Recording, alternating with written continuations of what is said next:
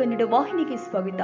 ಭಾರತ ದೇಶದಲ್ಲಿ ಆಗಸ್ಟ್ 15, 1947ರಲ್ಲಿ ಸ್ವಾತಂತ್ರ್ಯ ಸಿಕ್ಕರೆ ಹೈದರಾಬಾದ್ ಕರ್ನಾಟಕ ಪ್ರದೇಶಕ್ಕೆ ಸೆಪ್ಟೆಂಬರ್ 17, 1948ರಂದು ಹೈದರಾಬಾದ್ ಕರ್ನಾಟಕದಲ್ಲಿ ಕೊಪ್ಪಳ, ಬಳ್ಳಾರಿ, ವಿಜಯನಗರ, ರಾಯಚೂರು, ಯಾದಗಿರಿ, ಬೀದರ್, ಕಲಬುರಗಿ ಜಿಲ್ಲೆಗಳಲ್ಲಿ 78ನೇ ಕಲ್ಯಾಣ ಕರ್ನಾಟಕ ವಿಮೋಚನಾ ಧ್ವಜಾರೋಹಣದ ಸಂಭ್ರಮಾಚರಣೆ ಪ್ರಯುಕ್ತವಾಗಿ ಕೊಪ್ಪಳ ಜಿಲ್ಲೆ ಕುಕನೂರು ತಾಲೂಕಿನ ಏರೆ ಹಂಚಿನಾಳ ಗ್ರಾಮದ ಅರಿವೆ ಕೇಂದ್ರ ಸಾರ್ವಜನಿಕ ಗ್ರಂಥಾಲಯ ಕಚೇರಿಯಲ್ಲಿ ಆಯೋಜನೆ ಮಾಡಲಾಗಿದ್ದ 7 ಜಿಲ್ಲೆಗೆ ಒಳಪಡುವ 78ನೇ ಕಲ್ಯಾಣ ಕರ್ನಾಟಕ ವಿಮೋಚನಾ ಧ್ವಜಾರೋಹಣವನ್ನು ರೈತ ಸಂಘದ ರಾಜ್ಯ ಉಪಾಧ್ಯಕ್ಷ ಅಂದಪ್ಪ ಕೋಳೂರವರು ಧ್ವಜಾರೋಹಣ ನೆರವೇರಿಸಿ ಮಾತನಾಡಿದರು.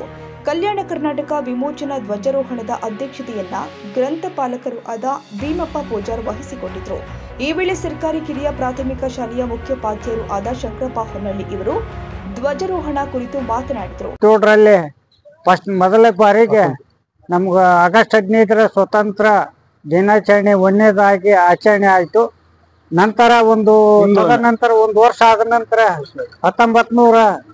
1948ರಲ್ಲಿ ಒಂದು ಏನು ಸ್ವತಃ ಒಂದು ಕಲ್ಯಾಣದ ಹೈದರಾಬಾದ್ ವಿಮೋಚನೆ ಕರ್ನಾಟಕ ಅಂತ ಒಂದು ನಮ್ಗೆ ವಿಭಜನೆ ಮಾಡಿತು ಸರ್ಕಾರ. ವಲ್ಲಭಭಾಯಿ ಪಟೇಲರ ಒಂದು ಹೋರಾಟದ ಪ್ರತಿಫಲವಾಗಿ ಇದು ಮಾಡಿದ್ರು. ಈಗ ಏನು ಬ್ರಿಟಿಷರ ಕಾಲದ ಆಳ್ಕಿ ಇತ್ತು, ಆಳ್ಕಿಯನ್ನ ಒಂದು ಹೋರಾಟದ ಫಲವಾಗಿ ನಮ್ಗೆ ವಲ್ಲಭಭಾಯಿ ಪಟೇಲ್ ಅವರು ಅನೇಕ ನಾಯಕರು ಒಂದು ಇದ್ರ ಹೋರಾಟದ ಪ್ರತಿಫಲವಾಗಿ ನಮ್ಗೆ ವಿಮೋಚನೆ ಒಂದು 7 ಜಿಲ್ಲೆಗೆ ವಿಮೋಚನೆ ಸಿಕ್ತು. ವಿದ್ಯಾಭ್ಯಾಸಕ್ಕೆ ಅನ್ನೋದ ಹೆಚ್ಚಿನ ಒತ್ತು ಕೊಟ್ಟರು. ಎಲ್ಲ ನಮ್ಮ ಏನು 7 ಜಿಲ್ಲೆ ಏನದಾವಲ್ಲ ಆ ಕಲ್ಯಾಣ ಕರ್ನಾಟಕಕ್ಕೆ ನಮ್ಗೆ ಒಳ್ಳೆ ಇದು ಇತ್ತು. ಯಡಿಯೂರಪ್ಪನ ಸರ್ಕಾರದಾಗ ಕಲ್ಯಾಣ ಕರ್ನಾಟಕ ಅಂತ ಒಂದು ಹೈದರಾಬಾದ್ ಕರ್ನಾಟಕ ಅಂತ ಇತ್ತು.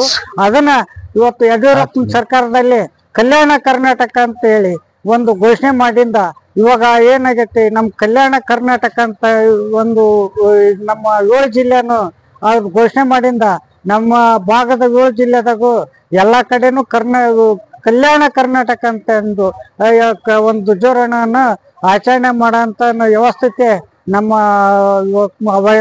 ಮುಖ್ಯಮಂತ್ರಿ ಅವರು ಕಲ್ಪಿಸಿ ಕೊಟ್ಟಿದ್ದಕ್ಕೆ 7 ಜಿಲ್ಲೆಯಲ್ಲಿ ಅದ್ದೂರಿಯಾಗಿ ಇವತ್ತು ಕಲ್ಯಾಣ ಕರ್ನಾಟಕ ವಿಮೋಚನೆ ಅಂತೇಳಿ ಈಗ ಇವತ್ತೇನು 1948ರಿಂದ ಇವತ್ತಿಗೆ ಎಷ್ಟು 77 ಮುಗಿದು 1978ನೇ ವಿಮೋಚನೆ ಧ್ವಜಾರೋಹಣವನ್ನು ನಮ್ಮ ನಮ್ಮ ಹಿರಿಯರು, ಯುವಕರು, ಆಮೇಲೆ ಇಲ್ಲಿ ವಿದ್ಯಾರ್ಥಿಗಳು, ನಮ್ಮ ಶಾಲೆ ಶಿಕ್ಷಕರು ಹಾಗೂ ನಮ್ಮ ಗ್ರಂಥಾಲಯದ ಕಾರ್ಯಪಾಲಕರು ಎಲ್ಲರೂ ಸೇರಿ ನಾವೊಂದು ಅವಕಾಶ ನಮ್ಮ ರೈತ ಸಂಘದ ರಾಜ್ಯ ಉಪಾಧ್ಯಕ್ಷರಿಂದ ಒಂದು ಧ್ವಜಾರೋಹಣೆ ನೀವು ಮಾಡಲೇಬೇಕಂದಾಗ ನಾವು ಕೂಡ ಅದ್ರ ಒಂದು ಪಾಲ್ಗೊಂಡು ಆ ಧ್ವಜಾರೋಹಣವನ್ನು ನೆರವೇರಿಸಿ ಎಲ್ಲರೂ ಒಂದು ಏನು ಇವತ್ತು ದೇಶ ಸೇವೆ ಅಂತಂದು ಎಲ್ಲರೂ ಒಂದು ಪಾಲ್ಗೊಂಡದಕ್ಕೆ ನಾನು ಈ ವೇದಿಕೆ ಮೂಲಕ ಎಲ್ಲರಿಗೆ ನಾನು ಅಭಿನಂದನೆ ಸಲ್ಲಿಸುತ್ತಾ ರೈತ ಸಂಘದ ರಾಜ್ಯ ಉಪಾಧ್ಯಕ್ಷ ಅವ್ರಿಗೆ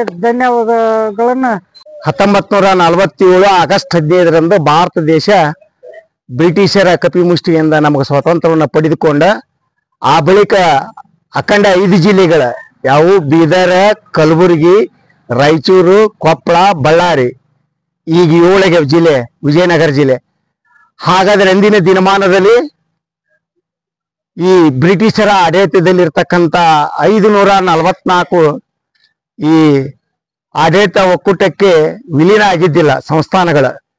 ಒಂದು ಸಂಸ್ಥಾನ ಮಾತ್ರ ಉಳ್ಕೊಂಡ್ಬಿಡ್ತಿ, ಅದು ಹೈದರಾಬಾದ್ ಸಂಸ್ಥಾನ. ಅಂತ ಸಂದರ್ಭದಲ್ಲಿ ರಾಷ್ಟ್ರ ನಾಯಕರಾಗಿರ್ತಕ್ಕಂಥ ಪ್ರಧಾನಮಂತ್ರಿ ಜವಾಹರ್ಲಾಲ್ ನೆಹರೂಜಿ ಅವರು, ಲಾಲ್ ಬಹದ್ದೂರ್ ಶಾಸ್ತ್ರಿಜಿ ಅವರು, ಆಮೇಲೆ ಸರ್ದಾರ್ ವಲ್ಲಭಭಾಯಿ ಪಟೇಲ್ ಜಿ ಅವರು ಬಹಳ ತಮ್ಮ ತಪೋಶಕ್ತಿಯಿಂದ ನಾವೆಲ್ಲರೂ ಇವತ್ತ ಬಹಳ ಸುಖದಿಂದ ಇದೀವಿ. ಆ ಹೋರಾಟದ ಬದುಕಿನಿಂದ ಆ ನಿಜಾಮ ಒಕ್ಕೂಟ ವಿಲೀನ ಆಗಲಾರ್ದಕ್ಕ ಅವರು ನೇರವಾಗಿ ದೇಹದ ಪರಿಸ್ಥಿತಿಯಲ್ಲಿ ಏರ್ಪೇರಾಗಿದ್ರು ಸಹ ಕೂಡ ಅಂದಿನ ದಿನಮಾನದಲ್ಲಿ ಏನಾರೇ ಯಾಕಲಿ ಕಲ್ಯಾಣ ಕರ್ನಾಟಕದ ವ್ಯವಸ್ಥೆಯಲ್ಲಿ ಅಖಂಡ ನಮ್ಮ ತಾಲೂಕಿನಲ್ಲಿ ಅವಾಗ ಕೇವಲ ಹಿರಿಯ ಪ್ರಾಥಮಿಕ ಶಾಲೆ ಅಂತಕ್ಕಂಥವು ತಾಲೂಕಿನಾಗ ಒಂದು 7 ಹೊಂಟಿದ್ದು.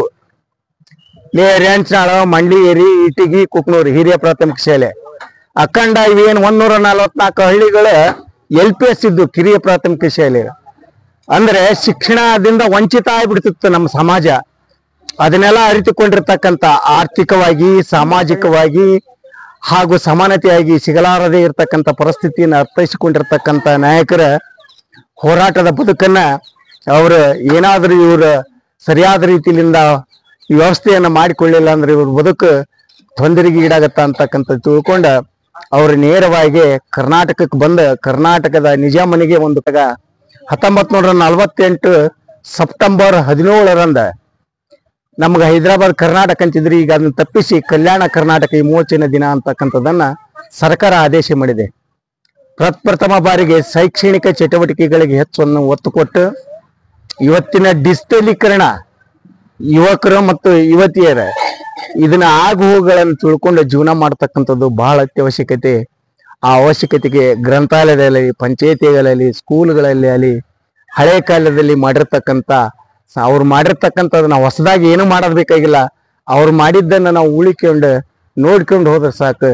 ಒಳ್ಳೆ ನಾವು ಸಂಸ್ಕಾರವಂತರಪ್ಪ, ನಾವು ಒಳ್ಳೆ ಜೀವಿಗಳಪ್ಪ ಅಂತಕ್ಕಂಥ ಹೆಸರನ್ನ ಗಳಿಸ್ಕೊಳ್ಳೋಣ ಅಂತಕ್ಕಂಥ ಮಾತನ್ನ ನಮ್ಗ ಸ್ವತಂತ್ರವನ್ನು ತಂದು ಕೊಟ್ಟಿರ್ತಕ್ಕಂಥ ರಾಷ್ಟ್ರ ನಾಯಕರನ್ನೆಲ್ಲ ಸ್ಮರಿಸುತ್ತಾ ಈ ವೇದಿಕೆಯಲ್ಲಿ ನನಗೆ 2 ಮಾತುಗಳನ್ನು ಮಾತನಾಡಲು ಅವಕಾಶ ಕೊಟ್ಟಿರ್ತಕ್ಕಂಥ ಈ ಸಾರ್ವಜನಿಕ ಗ್ರಂಥಾಲಯದ ಅಧಿಕಾರಿ ವರ್ಗ ಸಿಬ್ಬಂದಿಯವರು ಹಾಗೂ ನಮ್ಮ ನಿವೃತ್ತಿ ಶಿಕ್ಷಕರಾಗಿರ್ತಕ್ಕಂಥ ಶಂಕರಪ್ಪ ಸರ್ ನೋಡ್ರಿ ಅವರು ಶಾಲೆಯ ಎಲ್ಲ ವಿದ್ಯಾರ್ಥಿಗಳು ಈ ಕಾರ್ಯಕ್ರಮದಲ್ಲಿ ಪಾಲ್ಗೊಂಡು ರಾಷ್ಟ್ರಗೀತೆ ಹಾಡಿ ಗಣ್ಯ ವ್ಯಕ್ತಿಗಳನ್ನ ಸ್ವಾಗತಿಸಿಕೊಂಡಿದ್ರು. ಈ ಸಂದರ್ಭದಲ್ಲಿ ನಿವೃತ್ತ ಪೋಸ್ಟ್ ಮಾಸ್ಟರ್ ಶಿವಣ್ಣ ಯಾಳಿಗಿ, ನಿವೃತ್ತ ಶಿಕ್ಷಕರು ಆದ ಶಂಕರಪ್ಪ ಸಾದರ್, ಗ್ರಾಮ ಪಂಚಾಯಿತಿ ಸದಸ್ಯರು ಆದ ಪರಮೇಶ್ ಹನಸಿ, ಬಸವರಾಜ್ ಕೋಳೂರ, ಶಾಂಬಪ್ಪ ಪತ್ತಾರ್, ಗುಡದಪ್ಪ ಸೇರಿ ಊರಿನ ಗಣ್ಯ ವ್ಯಕ್ತಿಗಳು, ಯುವಕರು ಈ ಕಾರ್ಯಕ್ರಮದಲ್ಲಿ ಉಪಸ್ಥಿತರಿದ್ದರು.